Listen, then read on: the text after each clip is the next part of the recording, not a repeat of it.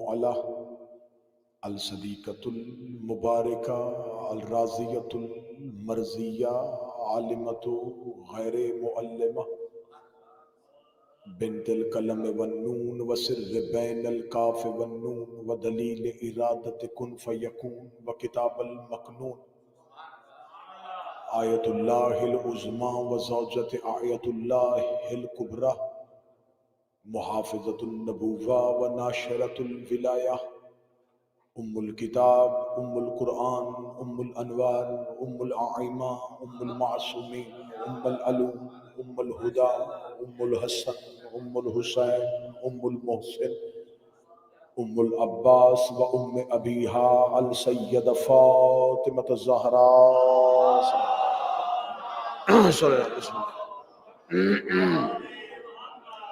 ولعن اللہ تعالی علی اعدائهم اجمعین. اما بعد فقد قال حق سبحانہ تعالی فی کتابہ المجید وفرقان الحمید وهو اصدق القائلین وقولہ الحق. بسم اللہ الرحمن الرحیم. لا یستوی اصحاب النار واصحاب الجنہ واصحاب الجنۃ هم الفائزون. بلندتر صلوات.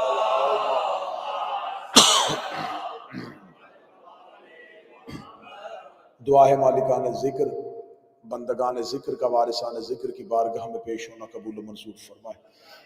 اس عبادت کا بہتر سے بہتر اجر عطا فرمائے. حاضرین مجلس، شرکائے مجلس، مومنین و مومنات کی توفیقات خیر میں اضافہ فرمائے. اس ذکر کی سعادت ہمیں اور ہماری نسلوں میں ہمیشہ قائم فرمائے. وارث زمانہ کے ظہور میں تاجیل فرمائے. ہمارا شمار سیدہ کے طرفداروں میں، امیر المومنین کے پیروکاروں میں اور مولا حسین کے عزاداروں میں فرمائے. دعاؤں کی قبولیت کے لیے ممکنہ حد تک بلند صلوات تلاوت فرمائے. اللہ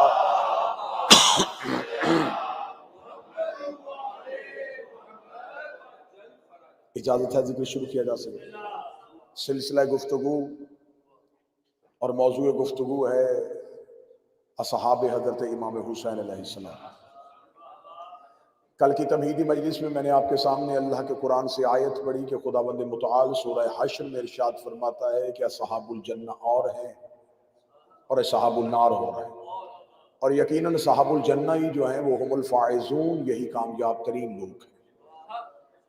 آج کی دوسری مجلس میں میں اس موضوع کو مسلسل کرنے کے لیے سرکار کریم کربلا حضرت امام حسین علیہ السلام کا اللہم صلی اللہ علیہ وسلم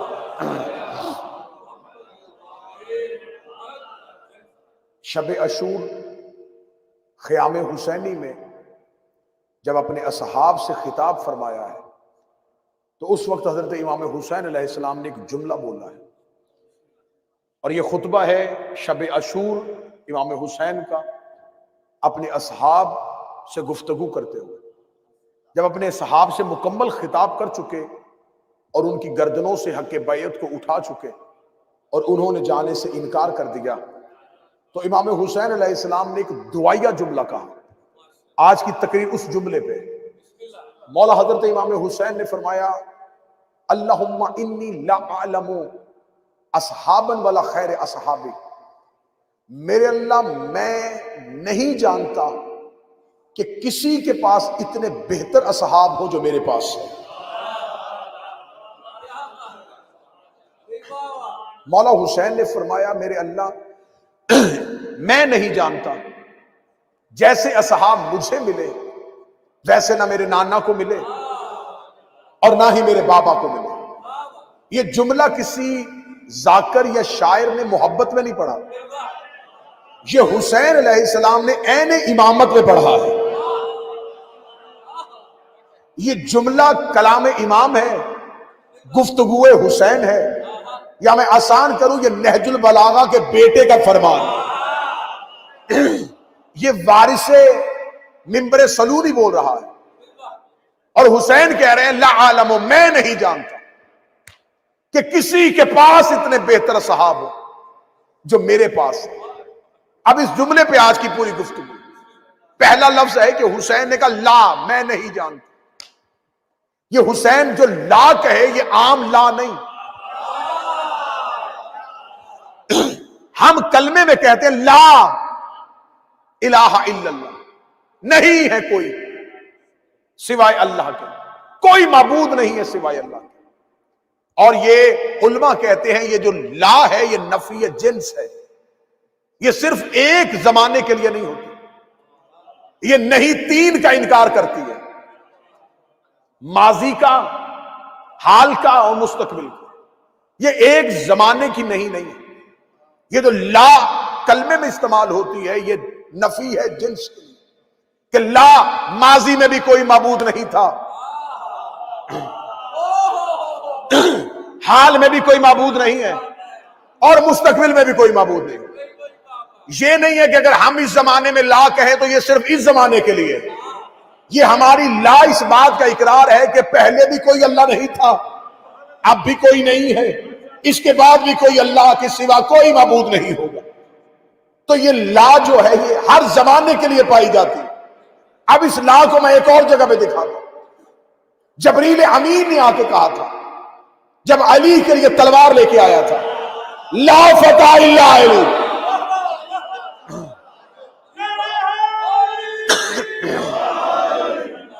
فتح بمعنی مرد، ایسا کوئی فاتح مرد نہ تھا، نہ ہے، نہ ہوگا۔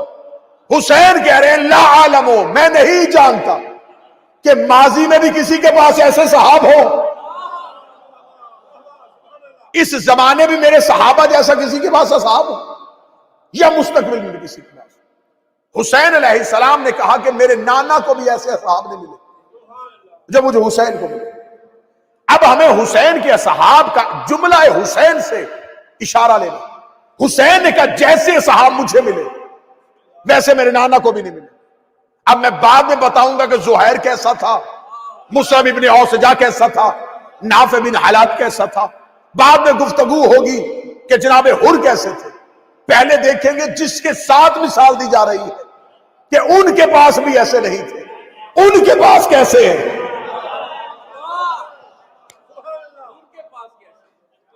اب پہلے دیکھیں گے رسول کے پاس اصحاب کیسے۔ رسول کے صحاب میں ایک سلمان بھی ہے۔ شاہ جی نے کہا ایمان کے کل ہے ہی 10 درجے، آخری درجے میں فائز ہے نبی کا سلمان، اور حسین کہہ رہے ہیں کہ میرے صحاب میں سے ایسے ہیں جو نبی کے پاس بھی نہیں ہیں۔ اس کا مطلب ہے کہ رسول کے صحاب میں سلمان، ابو ذر، مقداد، حذیفہ، عمار۔ حسین کے اصحاب دیکھنے سے پہلے جن کے ساتھ حسین موازنہ کروا رہے ہیں پہلے ان کو دیکھنا ہوگا۔ اچھا اگلا لفظ سنیے گا، حسین نے یہ بھی نہیں کہا کہ میرا حبیب سلیمان سے افضل، فرمایا میرے اصحاب جو بھی ہیں۔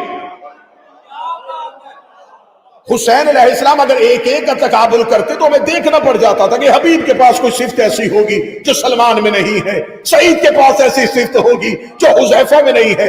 حسین نے بلا شرکت، حسین کا میرے صحاب، اب حسین کے صحاب میں سے ایک حر بھی ہے،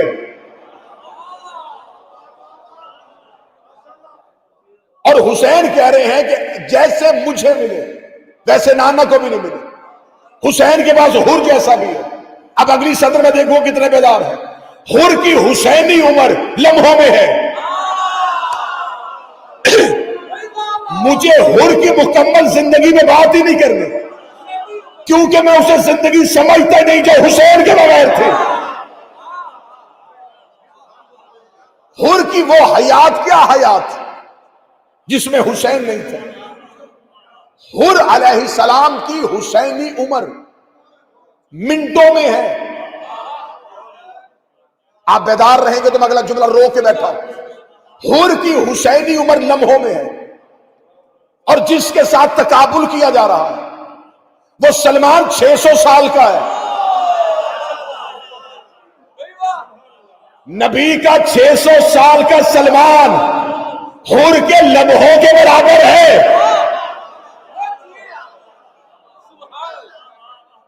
میں تقابل پڑھوں تو کیسے پڑھوں کہ حر لمحوں میں حسین کے پاس آئے۔ خصائص الحسینیہ میں شوستری نے لکھا کہ حر نے حسین علیہ السلام کے پیچھے نماز نہیں پڑھی، ہاں ایک نماز پڑھی تھی جب حسین کا رستہ روکا تھا اور وقت نماز ہو گیا تھا، امام حسین نے کہا تم اپنی نماز پڑھو، نے کہا نہیں ہم آپ ہی کے پیچھے پڑھیں گے، جماعت ایک ہوئی تھی، لیکن اس وقت حر اطاعت حسین میں نہیں تھا، لہذا شیخ جعفر شوستری کہتے ہیں میں اس نماز کو نماز نہیں سمجھوں گا کیونکہ اس نے وہ اطاعت حسین میں نہیں پڑھی، لیکن جب حسین کی اطاعت میں آیا تو آیا اور گیا، صرف معافی مانگی ہے، اور حسین نے جب معاف کیا تو فوراً لڑنے کی اجازت مانگ لی، میرے مالک حسین ایک نماز تو اسے اپنے پیچھے پڑھنے دیں، حسین کا اگر میرے پیچھے نماز پڑھ لے گا قیامت تک کہہ دیں گے حر کو وہ نماز بچا گئی، حر کو وہ نماز بچا گئی، حر کو وہ نماز بچا گئی، میں حر کو میدان میں بھیج کے بتا رہا ہوں حر کو حسین کی نصرت بچا گئی۔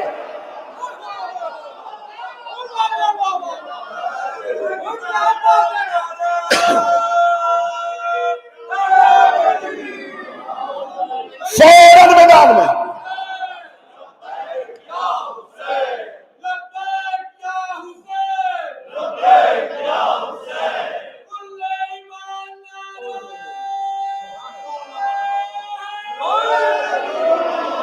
فوراً میدان میں حر میدان میں جا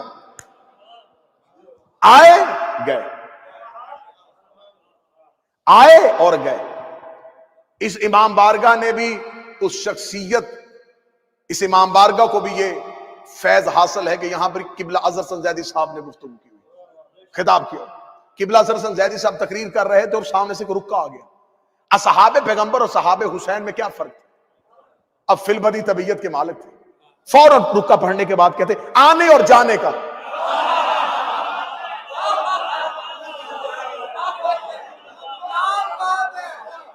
آنے اور جانے کا، وہاں بلا رہے تھے اور آ نہیں رہے تھے، یہاں بھیج رہے تھے اور جا نہیں رہے تھے۔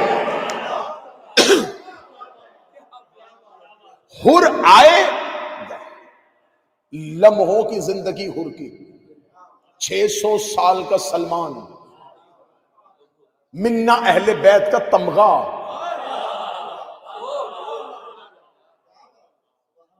رشتے سے پکارا جا رہا ہے اہل بیت کی حویلی میں سلمان کو، لمحوں کا مہمان 600 سال کے سلمان سے افضل ہو گیا۔ میں کہہ رہا ہوں میں باقی تقابل نہ بھی پڑھوں تو ایک جملے کے بعد کچھ پڑھنے کی ضرورت نہیں ہے، 600 سال سلمان نے اہل بیت کے دروازے پہ، 600 سال کی عمر ہے سلمان محمدی اہل بیت کے دروازے پہ رہا، منا اہل بیت کا تمغہ سینے پہ تھا، لیکن اس کی جبین پہ صرف اور صرف دہلیز بطول کی خاک تھی، اس نے دروازہ بطول پہ سجدہ کر کے بطول کے دروازے کی خاک کو پیشانی پہ سجایا تھا، ہر لمحوں کے لیے آیا اور زہرا کا رومال سجا کے چلا۔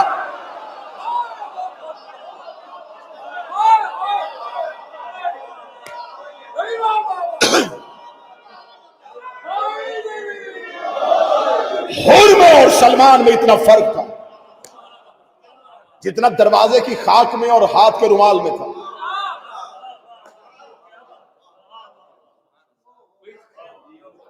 حسین کہہ رہے ہیں کہ میرے پاس ایسے صحابہ جو نانا کے پاس بھی نہیں،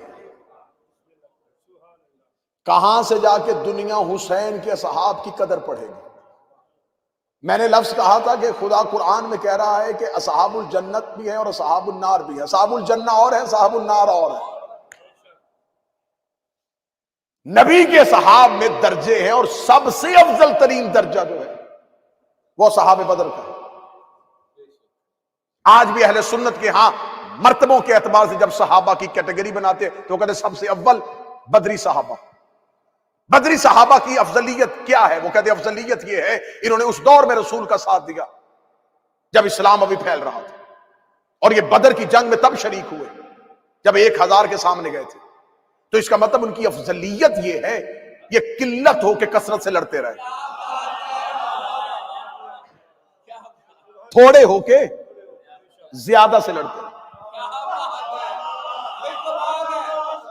تو اگر آپ نے صحابہ کے درجے بنائے اور ان صحابہ کو افضل بنایا جو تھوڑے ہو کے زیادہ سے لڑتے رہے، جو 313 ہو کے 1000 سے لڑے وہ افضل ہو گئے، اور جو 72 ہو کے 9 لاکھ سے لڑے۔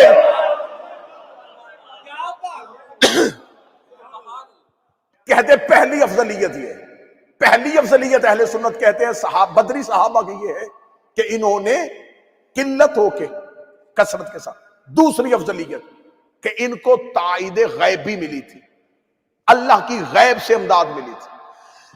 کیا امداد ملی تھی؟ کہتے جب یہ بدر کے میدان میں اترے تھے، تازہ مسلمان ہوئے تھے، نئے مسلمان ہوئے، ایمان بھی اتنا طاقتور نہیں تھا، سامنے سے کفر آ گیا، اور جب یہ مقابلے پہ آئے تھے تو ان کے لیے مشکل ترین فیصلہ یہ تھا کہ غلام آقا سے لڑ رہا تھا،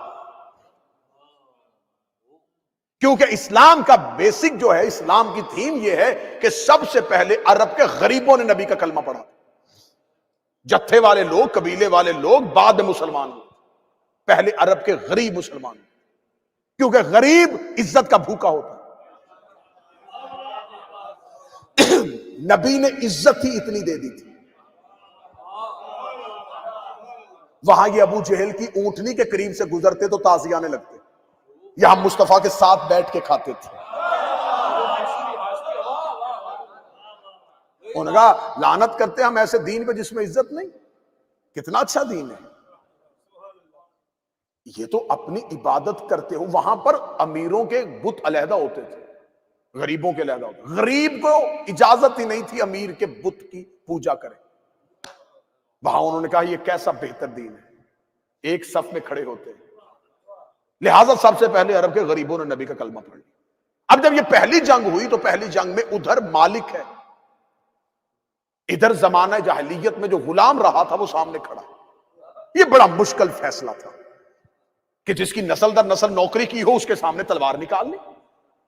تو اب وہ کہتے افضلیت یہ تھی کہ ان کو اللہ نے غیب سے مدد کی۔ کیا غیب سے مدد کی؟ خدا سورہ انفال میں پوری وضاحت دیتا۔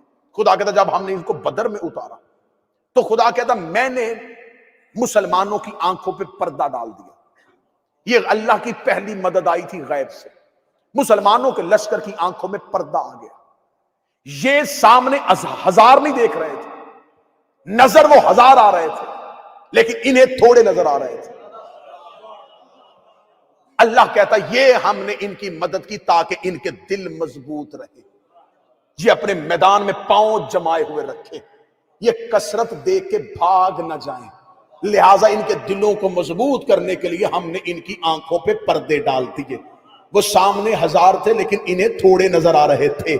اس کا مطلب ہے اصحاب بدر جو نبی کے اصحاب میں سب سے افضل ہے، ان کی افضلیت یہ ہے کہ ان کی آنکھوں پہ پردے ڈال دیے گئے تھے تاکہ انہیں لشکر تھوڑا نظر آئے، تاکہ انہیں لشکر تھوڑا نظر آئے۔ قبلہ تشریف فرمائے ہیں، کتاب کا حوالہ دینے لگا، علل شرائع شیخ صدوقی، شیخ صدوق نے روایت لکھی ہے کہ چھٹے امام سے پوچھا گیا کہ اصحاب حسین میں افضلیت کیا تھی؟ فرمایا ان کی سب سے بڑی افضلیت یہ تھی خدا نے ان کی آنکھوں سے پردے ہٹا دیے، خدا نے ان کی آنکھوں سے حجابات ہٹا دیا۔ امام کی حدیث پڑھنے والا امام کہتے صرف ان کی آنکھوں سے حجابات نہیں ہٹائے، آسمان سے بھی ہٹا دیا۔ یہ جرت کے ساتھ اس لیے لڑ رہے تھے، یہ یہاں بیٹھ کے اپنا اصل مقام دیکھ رہے تھے۔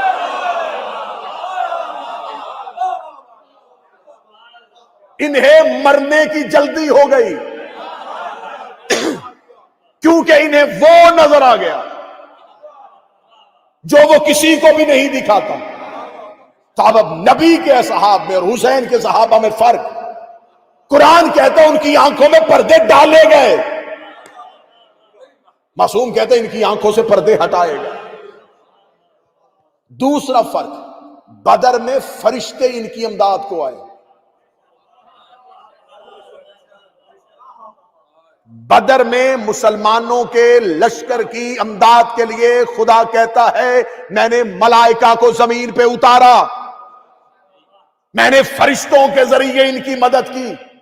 کہاں جا کے دنیا مصطفیٰ کے اصحاب کی اور حسین کے صحاب میں فرق تلاش کرے؟ یہ بدر کے صحابی نبی کے صحابہ میں سے افضل ترین، فرشتوں نے مدد کی تو جنگ جیتے، فرشتے مدد کے لیے آئے تو لشکر لے کے اترے۔ حسین کے لیے 4000 کا لشکر لے کے منصور فرشتہ آیا تھا، حسین نے واپس بھیج دیا، فرشتوں کی مدد لینے سے انکار کر دیا، تو فرق سامنے آ گیا۔ جو فرشتوں کا احسان لے وہ بدر کے صحابی، جو فرشتوں پہ احسان کرے وہ حسین کے صحابی۔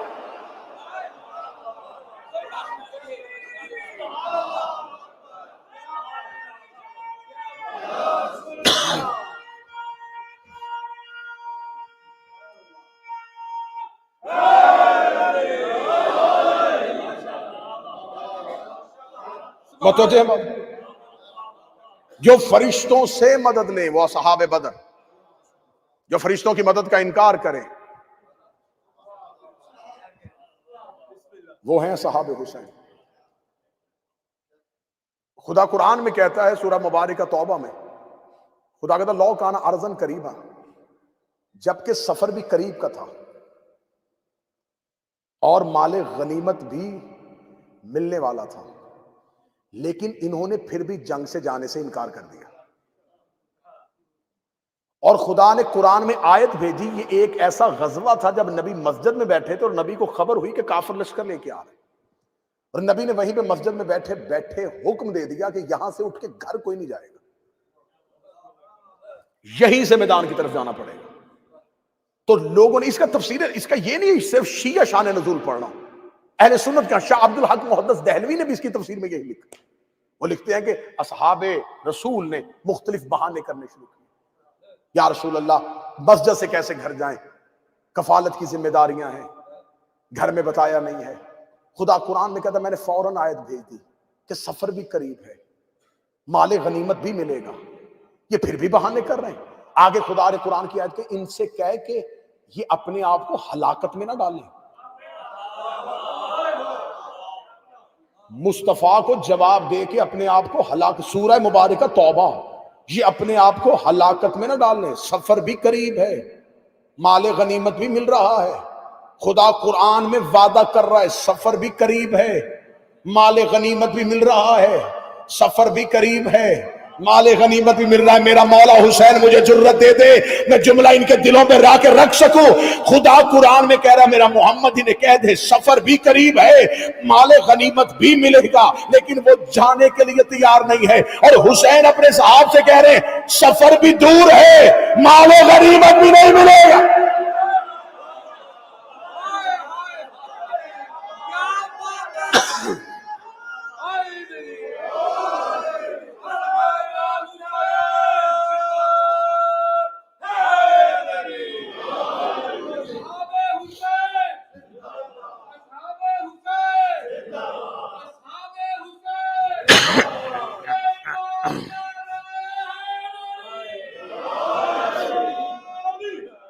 حسین کہہ رہے ہیں سفر بھی دور ہے، مال غنیمت ملنا تو دور کی بات، جو تمہارے پاس ہے یہ بھی لٹ جائے گا، اور وہ رکنے کے لیے تیار نہیں۔ اصحاب پیغمبر اور ہیں، اصحاب حسین اور۔ اب میں 8ویں امام کا ایک فرمان پڑھوں اصحاب حسین کے لیے، صلی اللہ محمد۔ اسے بہار میں علامہ مجلسی نے لکھا، میرے 8ویں شہنشاہ کا فرمان سنیں۔ دیکھیں یہ امام بارگاہ، اس امام بارگاہ میں وہ سامنے علم، یہ علم عباس کی شبیہ ہے۔ خانہ کعبہ بیت المعمور کی شبیہ ہے، مسجدوں میں گنبد خضرا کی شبیہ ہے۔ یعنی کہ مسلمانوں میں 90% چیزیں شبیہ کی استعمال ہوتی ہیں۔ یہ جو وہاں سے پانی لیا جاتا ہے مکہ سے، یہ زمزم، یہ حضرت اسماعیل کی ایڑیوں سے نکلنے والا پانی اس کی شبیہ ہے۔ اور میں آپ کی معلومات میں اضافے کے لیے یہ بیان کر دوں کہ وہ جو آب زمزم، وہ جو زمزم اسماعیل نے نکالا تھا وہ بند ہو گیا تھا، یہ پھر عبد المطلب نے نکالا تھا۔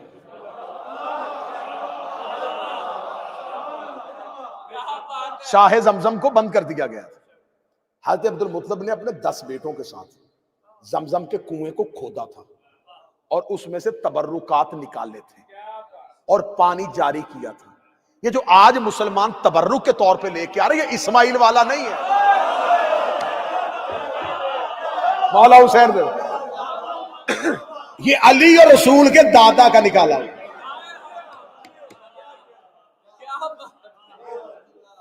یہ سارے کا سارا اسلام، خانہ کعبہ جس کی طرف منہ کر کے سجدہ کرتے وہ بھی اصل نہیں ہے، وہ بھی ماڈل ہے، شبیہ ہے بیت المعمور کی۔ جیسے عرش پہ بیت المعمور فرشتوں کا کعبہ، ویسے زمین پہ بیت اللہ انسانوں کا کعبہ، یہ بھی شبیہ ہے۔ اور یہ جو منبر مسجدوں میں رکھا جاتا ہے یہ منبر بھی شبیہ ہے۔ رسالت مآب کو ایک صحابی نے رسول مسجد میں کھجور کے ستون کے ساتھ کھڑے ہو کے خطبہ دیا کرتے تھے۔ ایک صحابی یمن سے آیا، کاروبار اس کا اچھا تھا، اس نے وہیں پہ مدینے میں بیٹھ کے ایک منبر بنوایا اور اس نے کہا مناسب نہیں لگتا کہ آپ کھڑے ہو کے تقریر کریں، آپ بیٹھ کے خطبہ دیا کریں۔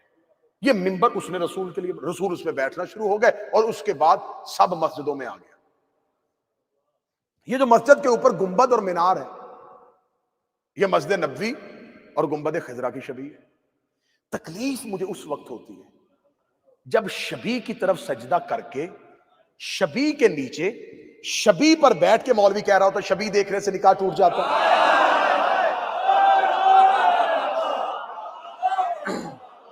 شبیہ کو سجدہ کر کے شبیہ کے نیچے اور شبیہ کے اوپر بیٹھ کے، یہ جتنی بھی چیزیں ہیں یہ اشباہ ہیں، یہ شبیہ ہیں۔ آج جو مسلمان جو جانور ذبح کرتے ہیں، اس بکرے کی، اس دمبے کی، اس مینڈے کی عزت شبیہ، اب شبیہ سمجھ میں آ گئی ہے تو اب شبیہ جو ہے یہ وہ ہے جس سے اصل یاد آئے۔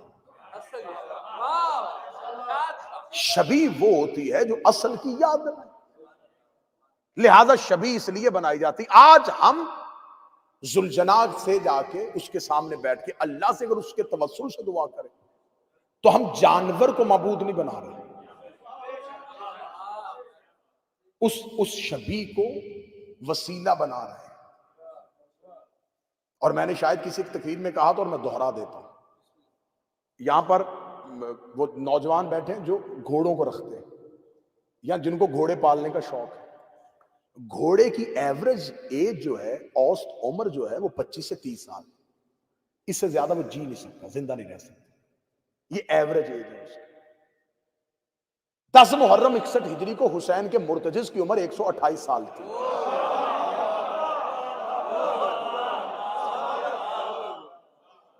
جن بندوں نے ہاتھ اٹھائے ان کا میں شکریہ ادا کرتا ہوں، اور جو تھوڑا سا پریشان ہوئے انہیں میں ایک تحفہ اور دیتا ہوں۔ آپ 128 ان کے پریشان ہو گئے، آج 1528 سال ہے۔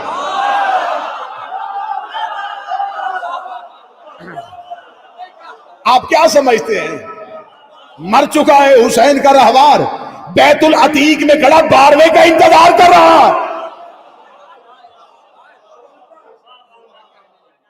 اور اہل سنت کے رائٹر راغب اصفہانی نے لکھا تھا، اس نے اہل بیت کے اور آل محمد کے ہاں جو جانور تھے ان کی فضیلتیں لکھی تھی۔ اور مجھے اب یہاں پر جملہ یاد آ گیا، ریڈیو پاکستان میں تقریر کر رہے تھے علامہ رشید ترابی صاحب۔ رشید ترابی صاحب نے شب عاشور کی تقریر کرتے بڑا خوبصورت جملہ کہا تھا، جملہ آج بھی باز گشت کی صورت میں گونج رہا ہے۔ رشید ترابی صاحب نے کہا تھا کہ 10 محرم کربلا کے میدان میں 9 لاکھ حیوان نما انسانوں کے سامنے ایک مرتجز نامی انسان بھی کھڑا تھا۔ ہائے ہائے ہائے ہائے ہائے ہائے۔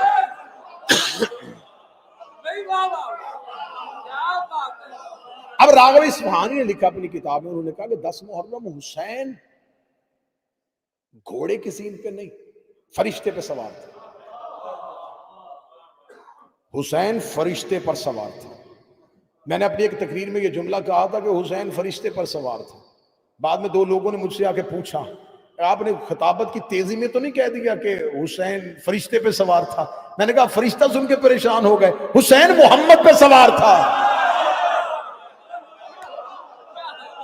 حسین کی سواری کا نام مصطفیٰ ہے۔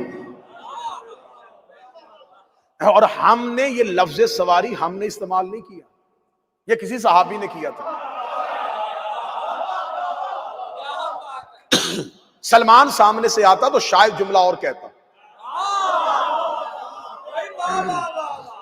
ابو ذر آتا تو شاید جملہ اور کہتا، یہ جملہ کسی اور نے کہا کہ حسین سواری کتنی اچھی ہے۔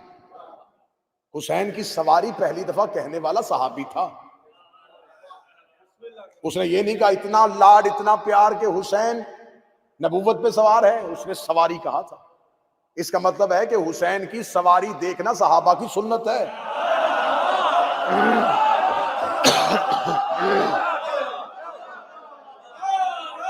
یہ پہلی دفعہ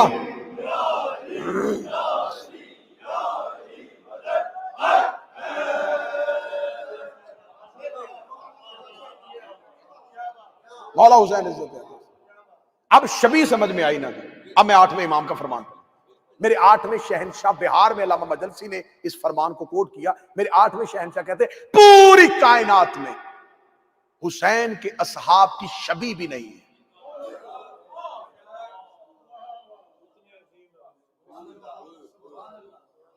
اللہ کے گھر کی شبیہ ہے۔ کہاں چلے گئے آپ؟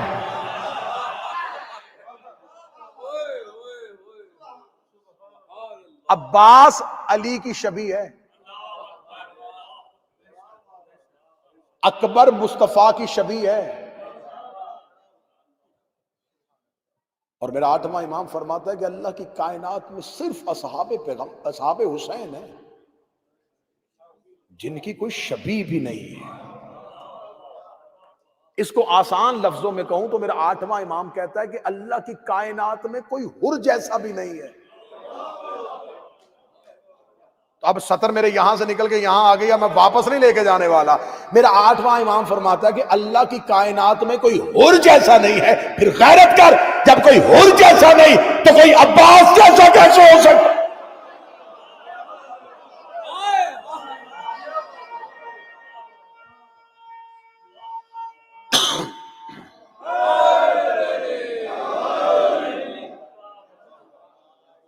اب آپ کے ذہن میں ایک سوال آئے گا، میں سوال کا بھی جلدی جلدی جواب دے دوں کہ اگر دیکھیں اگر کوئی بھی اصحاب حسین جیسا نہیں اور اصحاب حسین کی یہ مثال ہے تو پھر ہم زیارت میں یہ جملہ کیوں کرتے ہیں کہ الیتنی کنت معکم، کاش ہم کربلا میں ہوتے تو ہم بھی حسین کے ساتھ ہوتے، ہم ساتھ ہوتے، منکم نہیں،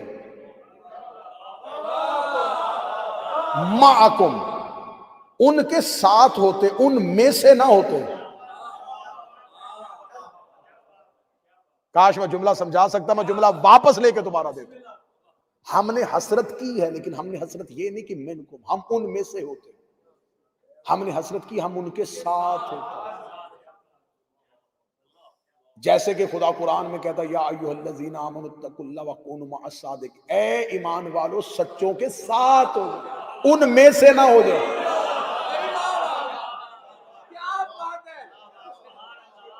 اب اگر آپ بیدار ہیں تو پھر میں جملہ کہنے لگا ہوں۔ حر لشکر یزید کے ساتھ تھا، لشکر یزید میں نہیں تھا۔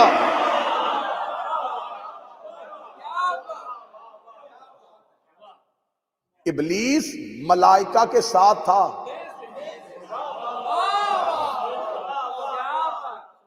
میں سے نہیں تھا۔ ہم ان میں سے نہیں ہو سکتے، ان کے ساتھ ہو سکتے۔ تو ان کے ساتھ کی دعا معصوم نے ہمیں کیوں تعلیم دی؟ معصوم نے ہمیں یہ کیوں کہا کہ تم حسرت کا اظہار کرو گے کاش ہم کربلا والوں کے ساتھ ہوتے، تاکہ ہمیں یہ نہیں کہ ہم اپنی منزلت بڑھائیں، ہم اپنی عزت بڑھائیں کہ ہم ان کے ساتھ ہوتے، نہیں، ہمیں اپنی حیثیت کا پتہ چلے، ہمیں اپنی اوقات کا پتہ چلے، ہمارے اندر کا تکبر ٹوٹے، ہمارے مزاج کا غرور بدلے۔ کہاں حسین کی اطاعت کرنے والے، کہاں حسین کا نوکر زہیر۔ یہ زہیر مدینہ سے حسین کے ساتھ نہیں چلا۔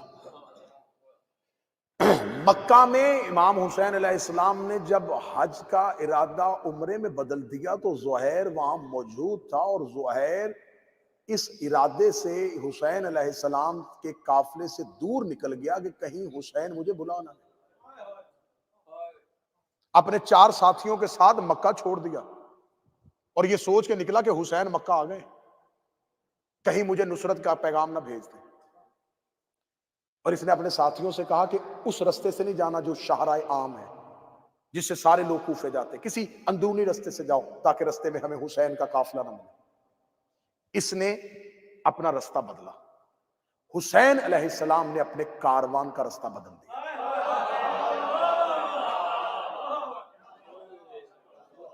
زہیر جنگلوں میں چلا گیا اور حسین کا کاروان پیچھے۔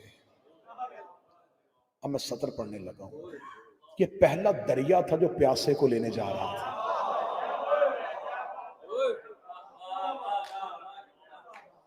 حسین نے اپنے بحر کرم کا رخ بدل دیا۔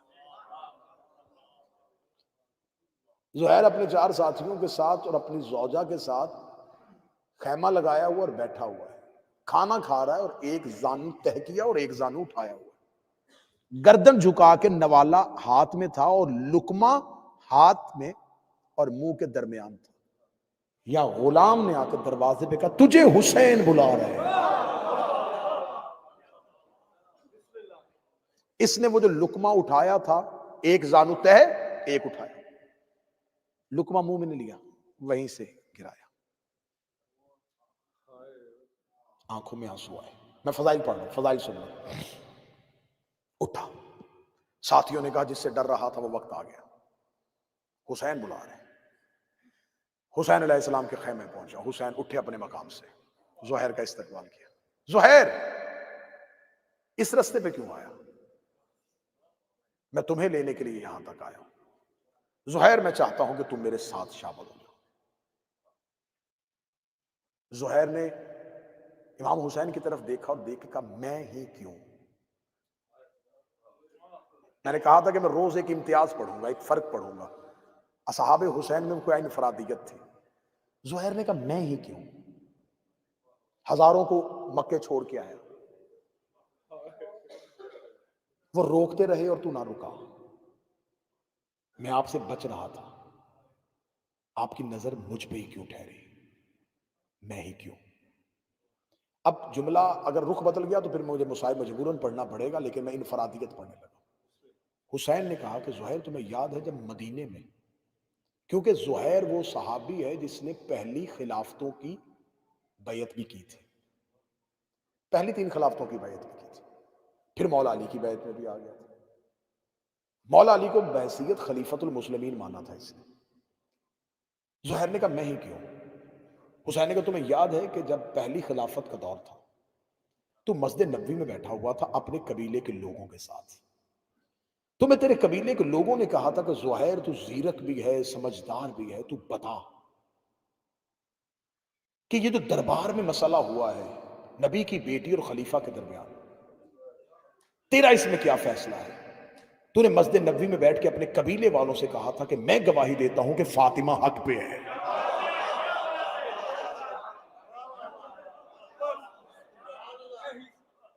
زہیر تو نے یہ گواہی دی تھی؟ زہیر کہتا ہاں میں نے یہ گواہی دی۔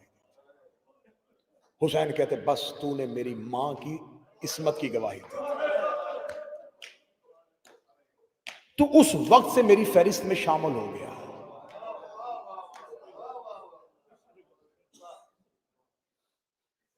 اب میں ہر روز ایک صحابی کی صفت پڑھوں گا تو انفرادیت ایک نظر آئے گی۔ حسین کے لشکر کا انتخاب حسین نے نہیں فاطمہ نے کیا۔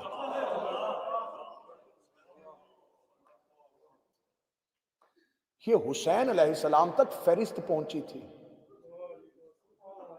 کہ ان کو بلاؤ، یہ انتخاب فاطمہ تو زہرا تھا۔ حر کے پیشانی پہ زہرا کا رومال کیوں آیا؟ حر کی پیشانی پہ زہرا کا رومال کیوں؟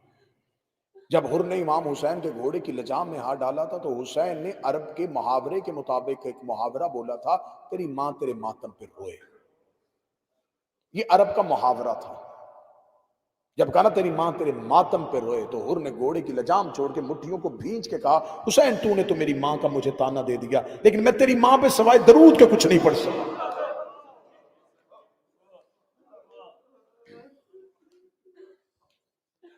اس نے جناب زہرا کی عظمت کی گواہی دی. 2 محرم تک حر حسین کی فہرست میں نہیں تھا.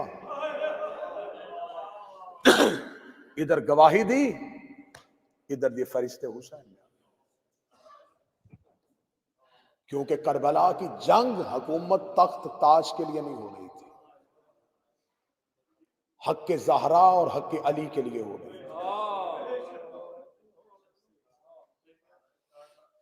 زہیر کو طبیب کربلا کہا گیا ہے. فن کے لحاظ سے طبیب تھے، ڈاکٹر تھے، مریضوں کا علاج کرتے تھے. انہوں نے کربلا میں حسین کے زخمی لشکر کا علاج بھی کیا ہے. انہیں طبیب کربلا کہا جاتا ہے. زہیر کے لیے حکم ہے کہ اگر تم میں سے کوئی بیمار ہو تو حسین سے نہ توسل کرنا، زہیر سے توسل. کم میں مجلس ہو رہی تھی. ایک عالم دین نے مجلس پڑھتے ہوئے کہا کہ میرا مجرب ترین آزمودہ عمل ہے، میں جب بھی بیمار ہوتا ہوں یا میرے جاننے والوں میں کوئی بیمار ہوتا ہے تو میں انہیں یہ عمل ہدیہ کرتا ہوں. تو انہوں نے کہا میں مجلس میں یہ عمل ہدیہ کر رہا ہوں. وہ عارف بھی تھے، عالم بھی تھے. انہوں نے کہا اگر تم میں سے کوئی مریض ہو 2 رکعت نماز ہدیہ کرو زہیر کو،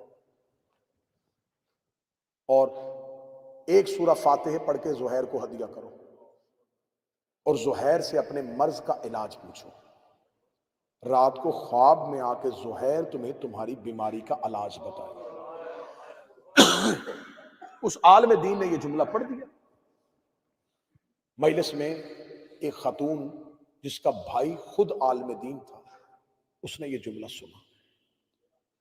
وہ گھر آئی، اس نے زہیر کو نماز و فاتحہ ہدیہ کی، توسل کیا. خواب میں جناب زہیر آئے. جناب زہیر نے آ کے کہا تیرے بھائی کے پاس دوا ہے لیکن وہ کھاتا نہیں ہے. یہ خواب سے بیدار ہوئی، اپنے بھائی کو اٹھایا، اٹھا کر دی بھائی آج ایک مجلس میں گئی تھی، عالم دین نے ایک آزمودہ عمل بتایا، میں نے گھر آ کے اس پہ عمل کیا. ابھی خواب میں زہیر آئے، انہوں نے کہا تیرے بھائی کے پاس دوا ہے، میں نے تیرے مرض کے لیے پوچھی تھی کیونکہ تیرا ایک لا علاج مرض ہے جس کا ڈاکٹر علاج نہیں کر رہے. تو جناب زہیر نے کہا تیرے بھائی کے پاس دوا ہے وہ کھاتا نہیں. اٹھا نیند سے دیکھ کے کہنے لگا عورت ہے، تو نے ایک سوچ کو ذہن میں مسلط کیا ہوا تھا اسی لیے خواب آیا. آنکھ بند کی اور تڑپ کے اٹھا، اٹھ کے کہنے لگا سچ کہا زہیر نے، سچ کہا زہیر نے، سچ کہا زہیر نے.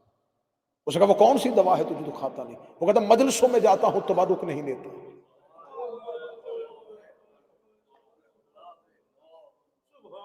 تبرک کی لمبی لائن دے کے چلا جاتا ہوں. زہیر نے سچ بتایا میرا علاج. ہمارے مذہب کا کتنا بڑا نام تھا جعفر شوستری. یہ منبر پہ آتے تھے اور زبانی پڑھ نہیں سکتے تھے. دائیں زانوں پہ فضائل کی کتاب رکھتے تھے، بائیں پہ مصائب کی کتاب رکھتے تھے. فضائل بھی دیکھ کے کتاب سے پڑھتے تھے، مصائب بھی دیکھ کے. رمضان کے دنوں میں تقریر کرتے تھے تو اعمال کی کتاب زانوں پہ رکھ کے پڑھتے تھے. بہت بلند پایا عالم دین تھے. ایک دن ایک نوجوان نے تانا دے دیا کیسا عالم دین ہے، ایک لائن زبان نہیں پڑھ نہیں سکتے. سیدھے حسین کی زری پہ گئے، سینہ رکھ کے کہتے آج کے بعد منبر پہ نہیں آؤں گا جب تک تو زبان نہیں دے. حرم میں سو گئے، خواب میں حسین کا خیمہ نصب ہے.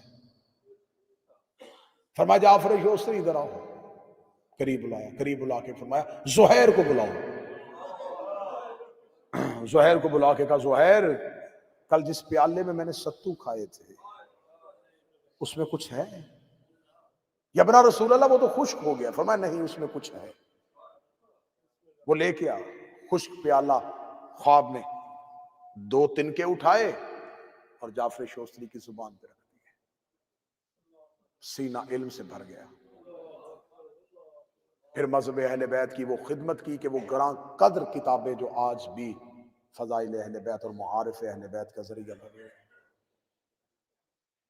حسین کے ہر صحابی کے پاس کوئی نہ کوئی ہنر تھا، لیکن سب میں ایک خاصیت جو تھی یہ انتخاب فاطمہ تھی، یہ انتخاب زہرا تھی. معصوم کی حدیث ہے، میں منبر سے پڑھ رہا ہوں، پوری دیانتداری کے ساتھ پڑھ رہا ہوں. مولا فرماتے ہیں اس میں 4 معصوموں کی ایک حدیث ہے، حدیث ایک ہے 4 معصوموں سے. معصوم نے فرمایا 7 لوگوں کی وجہ سے زمین زندہ ہے، یہ زمین 7 لوگوں کی وجہ سے قائم ہے. اگر زمین آج اناج دیتی ہے تو 7 لوگوں کی وجہ سے، اگر آسمان بارش دیتا ہے تو 7 لوگوں کی وجہ سے. پوری ذمہ داری کے ساتھ میں حدیث پڑھنے لگا ہوں 4 معصوموں سے. معصوم نے صحابہ کے نام بتائے، سلمان، مقداد، حذیفہ، 7 اصحاب کے نام بتائے. 7 اصحاب کے نام بتانے کے بعد راوی نے پوچھا مولا ان 7 اصحابہ میں کیا خاصیت تھی جو ان کی وجہ سے اللہ نے زمین کو قائم رکھا ہوا ہے؟ فرمایا یہ 7 زہرا کے جنازے میں شامل تھے.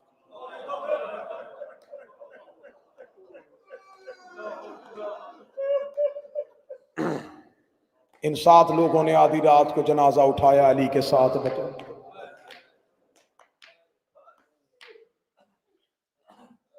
کیا خبر کہ مصحف فاطمہ کیا ہے، کسی کو کیا خبر کہ اسرار فاطمہ کیا ہے. ماں کا حق منوانے کے لیے حسین کربلا چلا گیا اور بیٹی دربار چلی.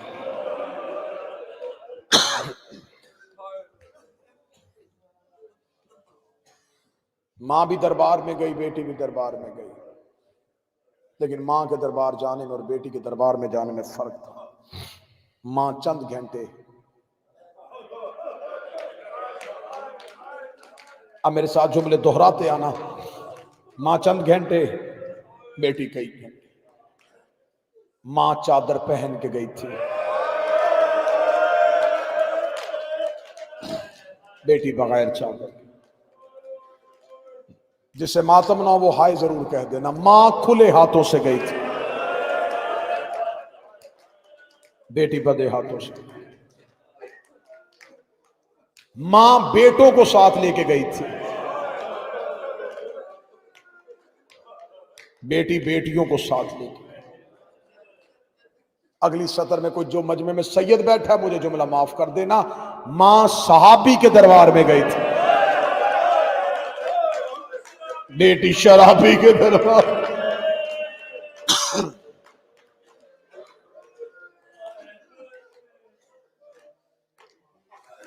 یہ جملے قبلہ مبلغ اعظم مولانا اسماعیل علی اللہ مقامہ و نور اللہ مرکزہ، خدا کروٹ کروٹ جنت نصیب فرمائے.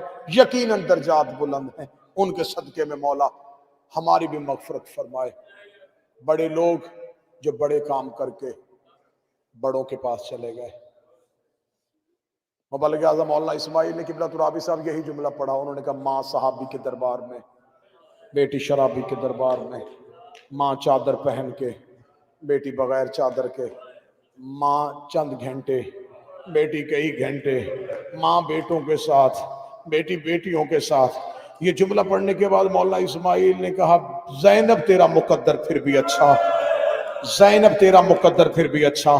3 بار کہہ کے مبلغ اعظم نے منبر چھوڑا. مجمع سے سامنے سے ایک بزرگ سید اٹھا، اس نے اٹھ کے آ کے مولانا اسماعیل کو رو کے کہا تو شیعہ منبر کی ذمہ دار شخصیت ہے، تیری زبان سے نام غلط نکل گیا ہے. تو نے کہنا تھا زہرا تیرا مقدر اچھا، تیری زبان سے نکل گیا زینب تیرا مقدر اچھا. دوبارہ جا کے مائک پہ اپنے جملہ درست کر دے، تو کہ زہرا تیرا مقدر اچھا. مبلغ اعظم مولانا اسماعیل کہنے لگے آپ ذات سید ہے یا غیر سید ہے؟ انہوں نے کہا سید ہوں. مبلغ اعظم نے پاؤں پہ ہاتھ رکھا، رکھنے لگے میں سادات کی بڑی عزت کرتا ہوں، میں جملہ آپ کے کان میں کہوں گا آپ منبر پہ بتا دینا. میری زبان پہ جرت نہیں ہے میں جملہ بتاؤں. اس سید کے کان میں جملہ کہا، سید منبر پہ آیا، مجمع میں قیامت آ گئی. اس سید نے کہا مولوی اسماعیل کہتا ہے بے شک شرابی کے دربار میں تھی، بے شک بدے ہاتھوں سے تھی، بے شک بغیر چادر کے تھی، لیکن زینب کو کسی نے جھوٹا نہیں کہا تھا. فاطمہ کو دربار میں کہا گیا زہرا تو مسئلے سے بھول گئی ہے، زہرا تو جھوٹ.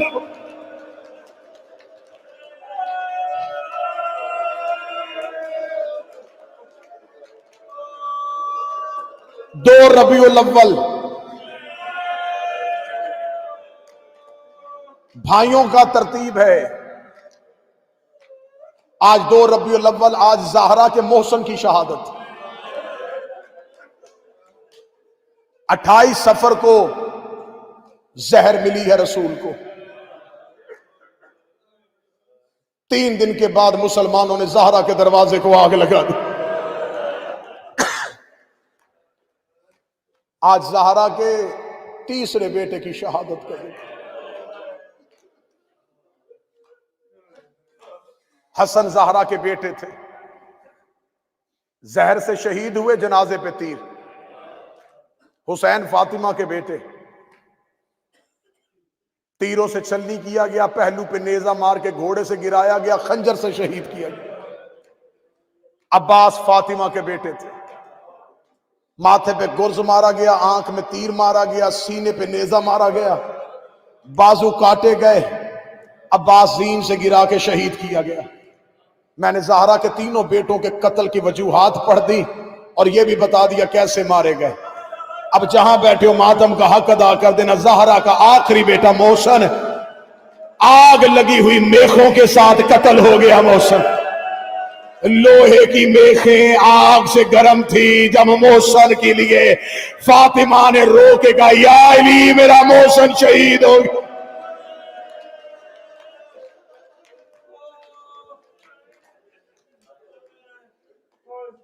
آج حسن کے یتیم کی یاد ہے۔ آج ان ماتمیوں نے جناب قاسم کی مہندی برآمد کرنی۔ مہندی حسرت ہے قاسم کی ماں کی۔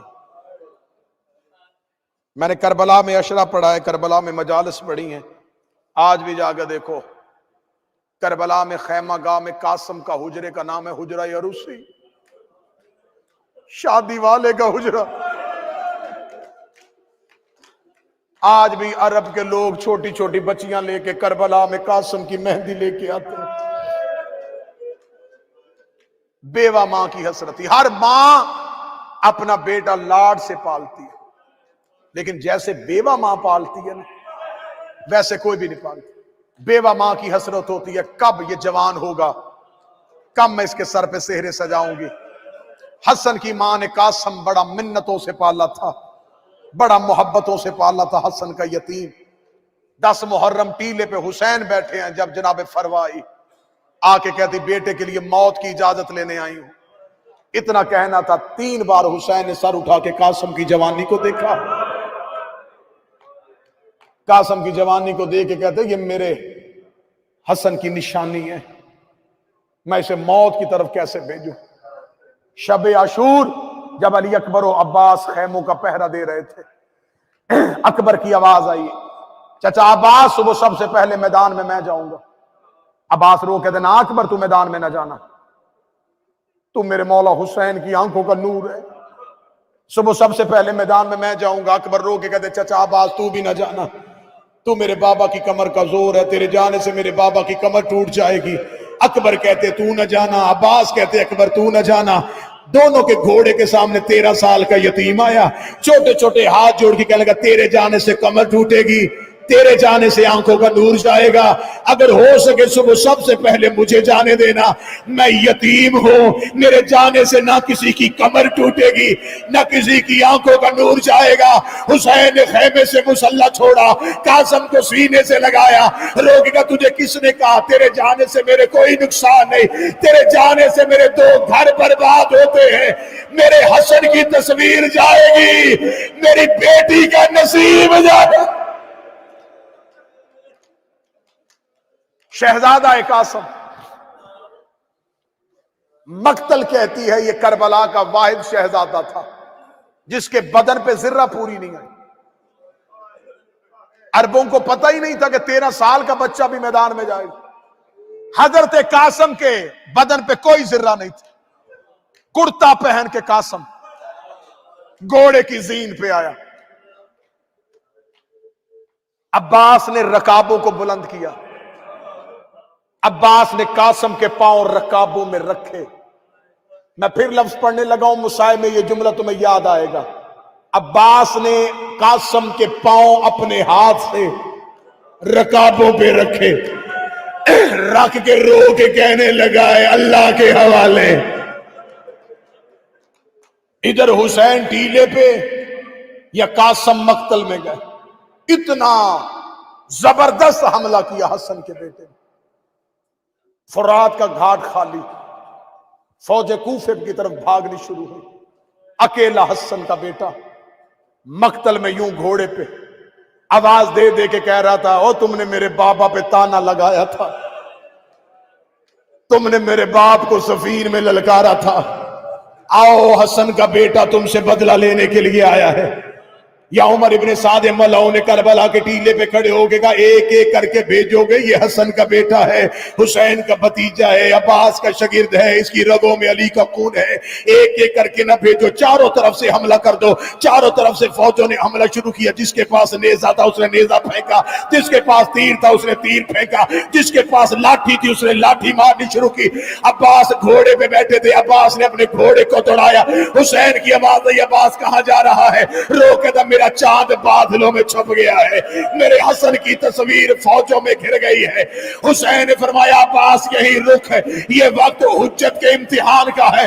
حسین ٹیلے سے اترنا شروع ہوئے، حسین ابھی ٹیلے سے اتر رہے تھے، عمر ابن سعد ملعون نے حسین کو آتے ہوئے دیکھا، اس نے کہا حسن کا بیٹا زین سے اتارو، میرے سر پہ قرآن رکھو، غازی کی علم کی قسم ہے۔ حسن کا قاسم گھوڑے کی زین سے اترا، قاسم کے پیر رکابوں میں پھنس گئے، انہوں نے گھوڑے کو دوڑانا شروع کیا، گھوڑا دوڑ رہا تھا، قاسم ابھی زندہ تھا، رو رو کے کہہ رہا تھا مولا حسین۔ انہوں نے قاسم کے گھوڑے کو مقتل میں دوڑایا، قاسم گھوڑے کی زین سے زمین پہ آیا، سانس لے لیا تو اگلا جملہ معافی مانگ کے پڑھنے لگا، مجھے مقتل کی ذمہ داری کے ساتھ پڑھو۔